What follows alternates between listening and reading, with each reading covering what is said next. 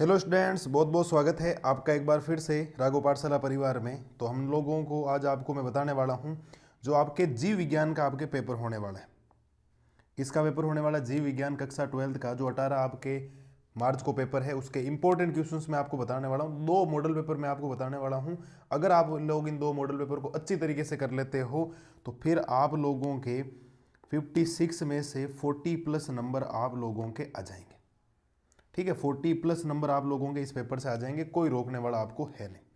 ठीक है, तो ध्यान दीजिए, एक एक क्वेश्चंस को डिस्कशन करते हैं। पूरा पेपर मैं आपको सोल्व करवाता हूं बढ़िया तरीके से। ठीक है, तो देखो पहला सवाल क्या कह रहा है।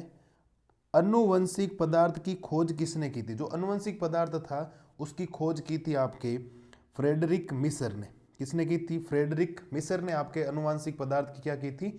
खोज की थी। ठीक है, प्रोटीन संश्लेषण में समारबन कोडोन होता है। समारबन कोडोन कौन सा होता है? तो वो हो जाएगा AUG। कौन सा हो जाएगा? AUG।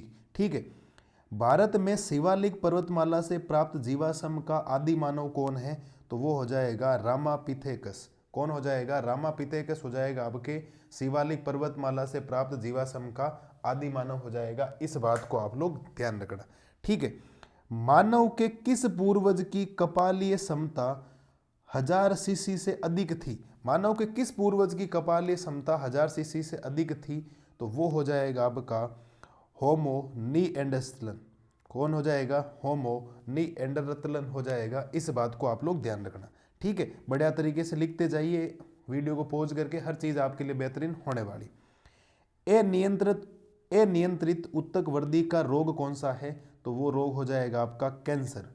अनियंत्रित उत्तक वर्दी का रोग कौन है? वो आपका हो जाएगा कैंसर। ठीक है, BCG वैक्सीन किसके विरुद्ध प्रयोग की जाती है? जो BCG वैक्सीन थी वो किसके विरुद्ध थी? वो थी कुष्ठ रोग के। किसके थी? आपके कुष्ठ रोग के थी। इस बात को आप लोग ध्यान रखना। तो 6 सवाल हम लोगों ने बेहतरीन तरीके से कर लिए। आगे हम लोग बढ़ते हैं। आगे वाला क्या कह रहा है?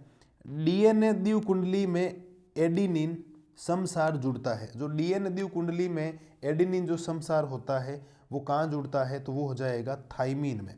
किस में जुड़ जाएगा? आपका थाइमीन में जुड़ जाएगा। इस बात को ध्यान रखना। ठीक है, गोबर गैस संयंत्र में काम आने वाला जीवाणु है। जो गोबर गैस संयंत्र है उसमें काम आने वाला जो जीवाणु है वो कौन सा हो जाएगा? वो हो जाएगा मेथेनोजन। कौन सा हो जाएगा? मेथेनोजन हो जाएगा। इस बात को आप लोग ध्यान रखना।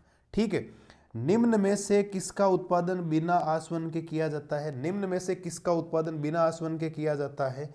तो वो हो जाएगा वाइन। जो वाइन होती है ना, बिना आसवन के इसका क्या किया जाता है? आसवन की उत्पादन किया जाता है। इस बात को ध्यान रखना।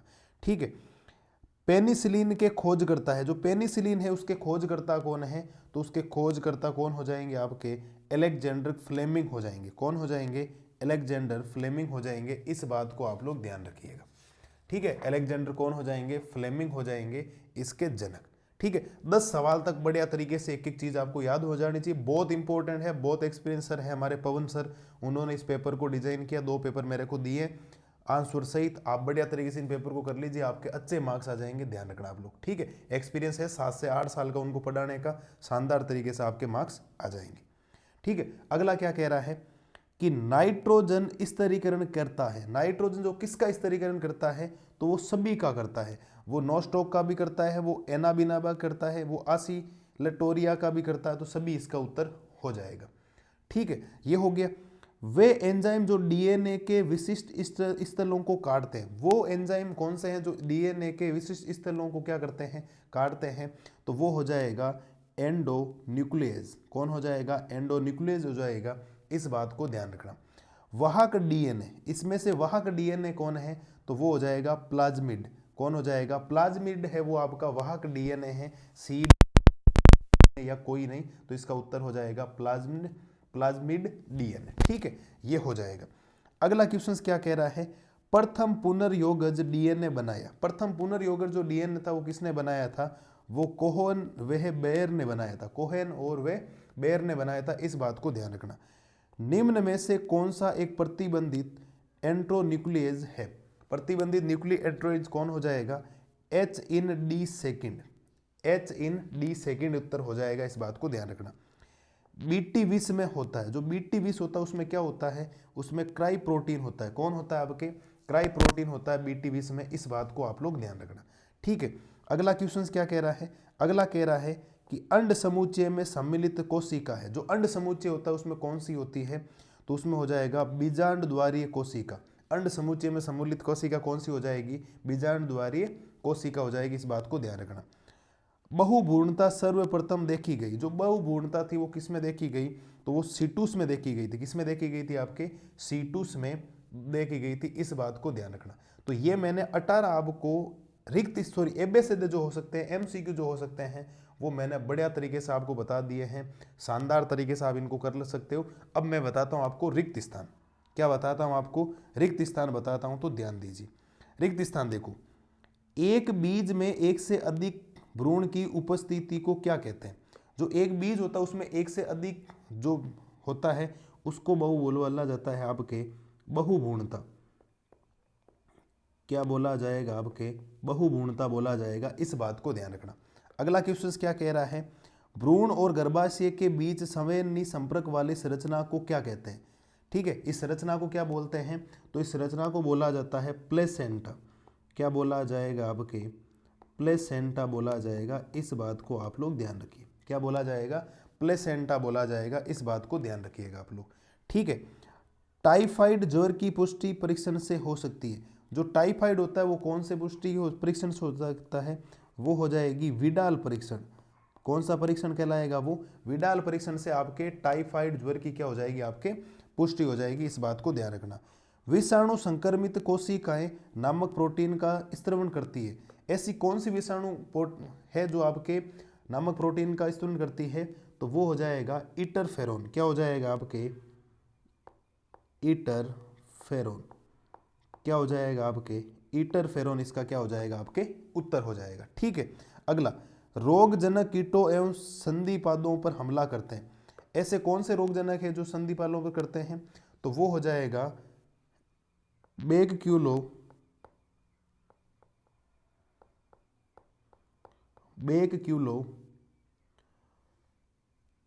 वायरेसिस। ठीक है, वायरेसिस, थोड़े से नाम से अजीब हैं, आप लोग समझ आना, मैंने बता दिया।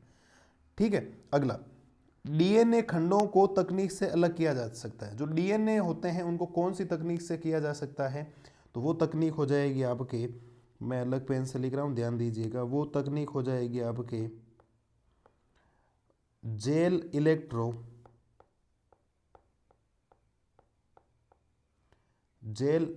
इलेक्ट्रोफोरेसिस ये टेक्निक आपके हो जाएगी। ठीक है, मानव प्रोटीन का उपयोग एमिसेमा के निदान में किया जाता है, तो वो आपको प्रोटीन बताना है, तो वो हो जाएगा आपका अल्फा 1। कौन हो जाएगा, अल्फा 1। तो इसका उत्तर मैं आपके लिए लिख देता हूं, अल्फा 1 एटीट्रिप्सिन।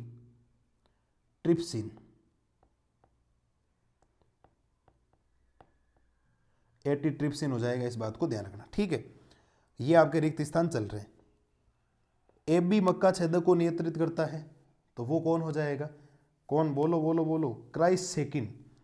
इसका उत्तर क्या हो जाएगा, आपके क्राइसेकिन AB मक्का छेदक को क्या करता है, नियंत्रित करता है, इस बात को ध्यान रखना। एक परजीवी पौधा है जो सामान्यतः बाढ़ पादपों पर वृद्धि करता है, तो वो कौन सा पौधा हो जाएगा, वो हो जाएगा अमरबेल।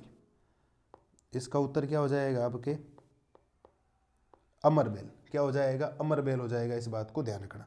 ठीक है, लास्ट रिक्त स्थान क्या कह रहा है, कवक एवं उच्च कोटि पादपों की जड़ों के बीच में सातचर्य है, तो वो जड़ों के बीच में सातचर्य हो जाएगा आपके माइकोराइजा। क्या हो जाएगा, आपके माइकोराइजा। क्या हो जाएगा, माइकोराइजा। तो ये आपके 10 रिक्त स्थान देख सकते हो, आपको आसानी से नंबर मिल जाएंगे, आपको कोई समस्या नहीं आएगी। अब मैं आपको अति लघुरात्मक प्रश्न बता देता हूं, ध्यान से समझिए आप लोग। ठीक है, अगला क्या कह रहा है, पोलेन कीट किसे कहते हैं, यह बहुत इंपॉर्टेंट सवाल है। भ्रूण में बाह्य जननांग किस महीने में दिखाई देते हैं, तो वो महीना हो जाएगा 5वां महीना। कौन सा हो जाएगा, 5वां माह। ठीक है, 5वां माह बोल दो या इसको 5th माह बोल दो, क्या बोल दो आप, 5th माह बोल दो, कोई समस्या है नहीं। ठीक है, ये हो जाएगा एलील किसे कहते हैं, ये भी इंपॉर्टेंट है। न्यूक्लियोसोम का नामांकित चित्र बनाना बहुत इंपॉर्टेंट है। डायनासोर का उद्भव किस काल में हुआ, तो कौन से काल में हुआ था, वो काल बहुत इंपॉर्टेंट, अक्सर आप लोग एग्जाम में सुनते होंगे, वो हो जाएगा जूरेसिक काल। कौन सा काल हो जाएगा आपके, जूरेसिक काल। ठीक है, और सबसे स्तनधारी जरायुज जंतु का नाम बताइए। ठीक है, तो वो जंतु कौन सा हो जाएगा आपके, तो वो जंतु का नाम जो आपको लिखना है वो हो जाएगा श्रु। नाम क्या हो जाएगा आपके, श्रु हो जाएगा, इस बात को ध्यान रखना आप लोग। ठीक है, किस कवक के द्वारा स्टेटिन का व्यापारिक स्तर पर उत्पादन किया जाता है, ये भी आपको बताना है। पीड़क प्रतिरोधी पादप किस विधि द्वारा तैयार किए जाते हैं, तो वो हो जाएगी आरएनए। कौन सी विधि हो जाएगी, आरएनए। छोटे छोटे जो सवाल मैं फटाफट बता देता हूं आपको। अंतरछेद, आरएनए अंतरछेद इसका उत्तर हो जाएगा। अगला, संभारवर्ती मॉडल का ग्राफ बनाइए, इसका ग्राफ आपको बताना है। ब्रीवर्स सीस्ट किसे कहते हैं, रिवेट पेपर परिकल्पना में रिवेट किसको प्रदर्शित करता है। ये आपको जो 10 सवाल मैंने अति लघुरात्मक बताएं, इनको बढ़िया तरीके से याद कर लेना, बहुत ज़्यादा फायदा आपका हो जाएगा, आपको कोई समस्या किसी प्रकार की नहीं आएगी। ठीक है, आवर्त चक्र की पुटकीय प्रवस्था को समझाइए। उलवेदन एक घातक लिंग निर्धारण प्रक्रिया है जो हमारे देश में निषेधित है, क्या ये आवश्यक होना चाहिए। संयोजी कड़ियाँ किसे कहते हैं, उदाहरण लिखिए। एसटीपी में भौतिक उपचार को समझाइए। पीसीआर का आरेख बनाइए। आनुवांशिक पदार्थ के 3 गुण लिखिए। आनुवांशिक रूपांतरित फसलों के उत्पादन के 3 लाभ बताने आपको, ये भी आपको बताना है। आर्किड पादप में पुष्प व नर मक्षिका के मध्य कूट मैथुन की क्रिया किस प्रकार की पारस्परिक क्रिया है, समझाइए। स्थानीय जीवों के नाम उसी क्रम में लिखिए जिसमें एक जीव दूसरे को खाता है तथा एक ऐसी श्रृंखला की स्थापना कीजिए जिसमें कम से कम 3 चरण हो। ठीक है, ये तो है सीधे सीधे बुक के सवाल, आप लोग याद कर लीजिएगा। जैव विविधता के संरक्षण के प्रकारों को समझाइए, ये प्रकार भी आपको क्या करने, समझाने। तो ये आपका खंड बे है, लघुरात्मक प्रश्न, जो आपको ध्यान रखना है। ठीक है, अगला देखते हैं। अगला हो जाएगा असंगजनन किसे कहते हैं, वर्तमान संदर्भ में इसके उपयोग लिखिए।